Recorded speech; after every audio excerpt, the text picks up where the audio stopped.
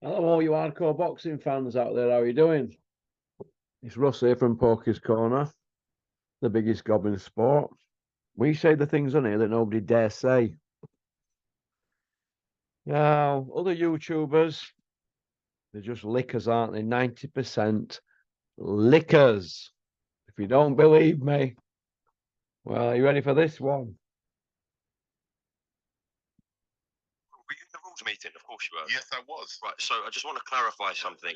Andy Ayling from Frank Warren staff told me last night that at the rules meeting there were discussions about Correct. what a low blow is. Correct. I then asked Team Usyk the same question. They said there was no discussion about low blows. Well, again, I don't believe the rules meetings was recorded, but what was recorded, the referee came to our dressing room prior to the fight to read us our rules, and he asked us at the end of it, do you have any questions? I said, yes, I have. I said, can you make sure that Usyk's groin guard finishes where it's supposed to finish? He's known for wearing his shorts extremely high, above where it should be. So we've got the recording of that. You've got that? We have got the recording of that, yes. You're going to put it out? Most definitely. It's evidence. Most definitely. Send it to me, I'll put it out. Most definitely. Go on, Umar, flying the flag for Queensbury Promotions. I didn't think you worked for them, Umar. I thought you was a neutral YouTuber. That's what I thought. I didn't know you was employed by Queensbury. Interesting. Not as interesting as Derek Chisora's comments at the beginning, though, eh? Hmm. Well, we'll not put anything like that in the title because before you know where you are, it gets muted and comments get turned off. That's what happens. We're not allowed to speak, are we, nowadays? But hey ho. Anyway, moving backwards, we've got Andy from Scotland on tonight, the helicopter mechanic. He works on Chinooks, is it, or something? Nice guy. He's coming on, and we've got Kent on Wednesday morning. Pop, pop, bang. Kent is back. Women love him. Men want to be him. Anyway, let me just get a few things cleared up. Just going through the comments section. People say I don't respond quick enough on comments and stuff like that. Right. John Fury's age, right. John Fury is telling people he's in his mid-50s. He's in his 60th year. It's all online. John gets confused, doesn't he, bless him, about numbers and stuff like that. Probably because he didn't go to school. You know, the man that had 100 fights on the hard road, 100 wins by way of, and he fought the Irish champion in 1992 for £100,000. He likes the word 100, John. And Tyson's not going to fight unless he's getting 100 million deals. So the 100 number is actually embedded in John's head. So is the number 12. The amount of years that he says he served in prison for a Section 18, popping a small man's eyeball out. Actually, he got 9 years and he served half that. So he's confused by numbers. But when you don't go to school, this is what happens. You know what I mean? So, but hey ho, stop spinning narratives, all you YouTubers, and get things right. For example, somebody said Daniel Dubois is 23 years old. He's 26 next week. Somebody was telling me Joe Joyce is 35. He's 38 in 2 weeks. So can people do the research? Some more research that people need to do, and you'll see it in the next few days once I decide to show my face, because I don't like to show my face in the morning when I've just got up. Not when I've done 140 videos this month, pop, pop, bang. Hey, I'm like a machine. Daniel Dubois shorts are pulled higher than Alexander Usyk's. So you want to go to look at the photographs doing the rounds on social media. Pop, pop, bang. Right. Where was we? Oh, yes. Joe Joyce. What's happening with Joe Joyce now? He's really got to feel like the B side, hasn't he, really, at Queensbury? Because Joe Joyce, he beat Daniel Dubois. He's not had a title shot, has he, yet? Daniel Dubois, 12 years younger than Joe Joyce. So the money is in Daniel Dubois, but let's have it right. He's called Delicate Daniel Dubois. Delicate, Triple D, Delicate Danny Dubois. That's a fantastic nickname for him. So, I mean, how dare I call him John Coffey? You know, can't anybody take any banter? Hey, can't nobody take any banter? If I called him Ronnie Coleman or anything like that, people would be saying, yeah, he's a big lump like Ronnie Coleman. You call him John Coffey, he's a big lump, and you get called vile names. Keep them comments coming because they bounce off me. I'm like Batfink. Listen, this is the boxing channel, but we try and look at it with a funny side to it. People need to stop taking themselves so serious. Do you know what I mean? But hey ho, what can you do? Hey, so what can you do? But I can't wait to get up to office when my pool table gets delivered. So it's all good now. Got a gym up there, pool table, sunbed. It's like a little home from home, innit? Hey? All designed to get me in a good mood to do videos for you chaps. All right, well, we say chaps because ages 15 to 21 are not watching my channel, but they don't watch boxing either, do they? Because they're all watching UFC. And the reason everybody's watching UFC at that age group is they're just sick of the waffle that we're being given, aren't we? It's just waffle for the sake of waffle, isn't it? On Wednesday, all roads led to Undisputed and Fury against Usyk if Usyk win. That was last Wednesday. Now we're looking at appeals and rematches and no contests. Usyk saying he's fighting Ergovic next, according to Kalis Suarat.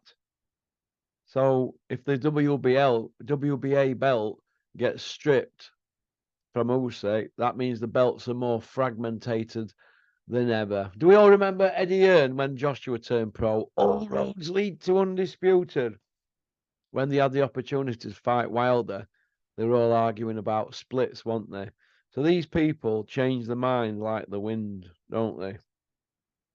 It's just one big carry on after another, and I'm starting to wonder now if I've chose the right sport to cover on this YouTube channel. I don't know. What do you people think, the boxing fans? Hey, these promoters, the same old promoters that were doing it when I was a kid, they're just not going to budge, are they? And all these lickers that we keep seeing coming out on social media, these lickers are doing it. They're not told to do it. They just come out to do it. Like Omar's licking there, innit? Shilling for for Queensbury, innit? Send it me, I'll put it out. Send it me, I'll put it out. What is all that about? Why not try to be neutral in all this? Hey, it's all right pushing the narrative that Dubois got robbed and that. He never won a round, really, did he? None of the experts really gave him a round. It'd be a beating if he fought Usyk again, wouldn't it? And who'd be looking out for Daniel Dubois if he fought that fight again?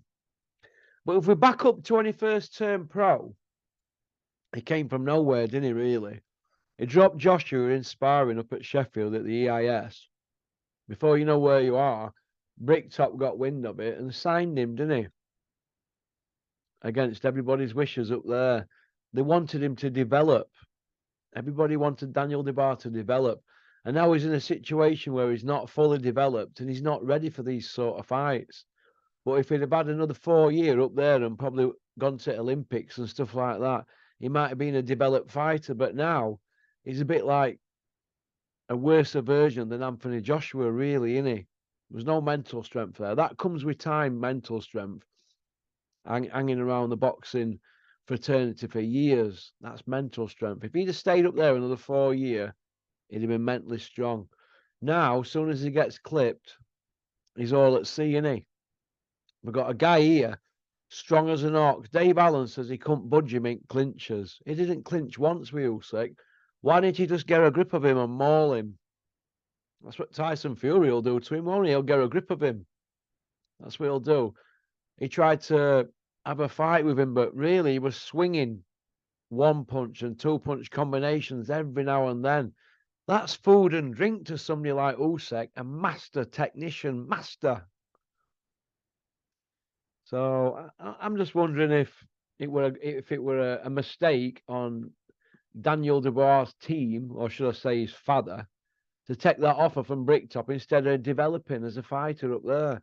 Anthony Joshua never took the Bricktop offer, did he? After he won ABAs, he said, no, I want to develop as a fighter. And he still really didn't develop because he had a lot of years to make up. Dubois could have developed up there with McCracken and them and ended up a better fighter, couldn't he? He could have been turning pro after 2016. No, sorry, after 2020, couldn't he? Olympics over at 21. He could have been turning pro then, couldn't he? Same time as It's Big Freeze. Because It's Big Freeze is 6 years older than Daniel Dubois. So if Daniel Dubois had been turning pro when Big Freeze turned pro, it'd been ideal for him, wouldn't it? He'd have had all them extra years up there, probably been to Olympics and World Championships and got a lot more confident, fighting different styles around Europe and that. But it's all a bit late in the day now. Everybody's scrambling to get what they can out of job, aren't they?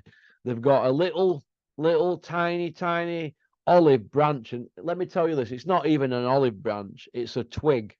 They're offering a twig for Daniel Dubois and Bricktop to get this rematch. There's no chance of a no contest, right? Referee's decision is final.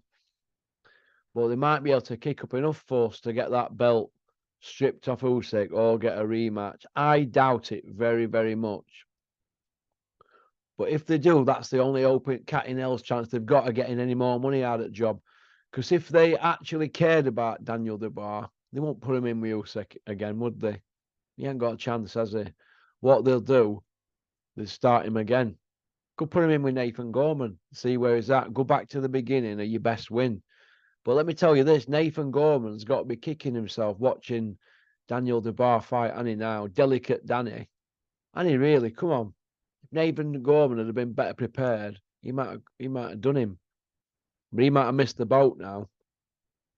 But as regards Daniel Dubois, well, he's all at sea now, isn't he? Everybody wants a pound of his flesh now. They all want to cash him in even more. Nobody's looking out for him, are they? Go back to the beginning. Go fight at Commonwealth level and British level. Rack up some wins. You've plenty time. There's no rush. But why would you want to rush him in with Usyk again and spoil all the undisputed talk? You're not only killing the fighter, putting him in with Usyk again, you're probably finishing him off. And you're also alienating the fans who are screaming for undisputed because we're sick to the back teeth. And let me say that again. Sick to the back teeth. Are being promised this and promised that. It's further away than ever.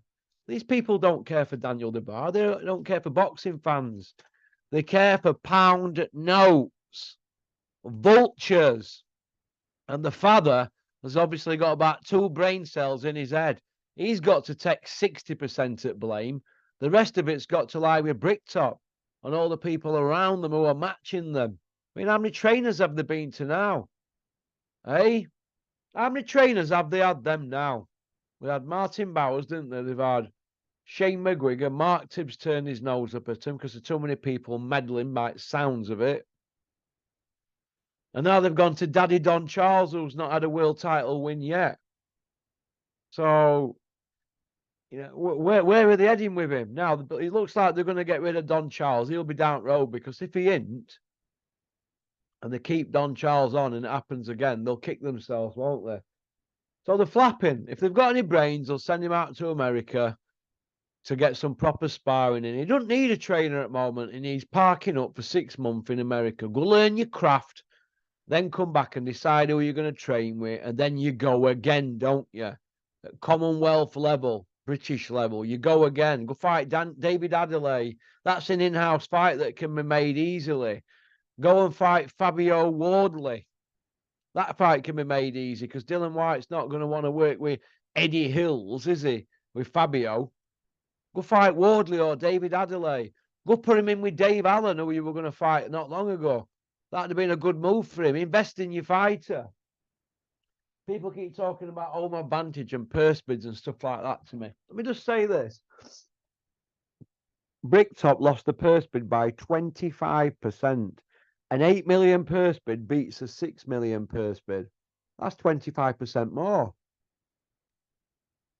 Right, 2 million quid more.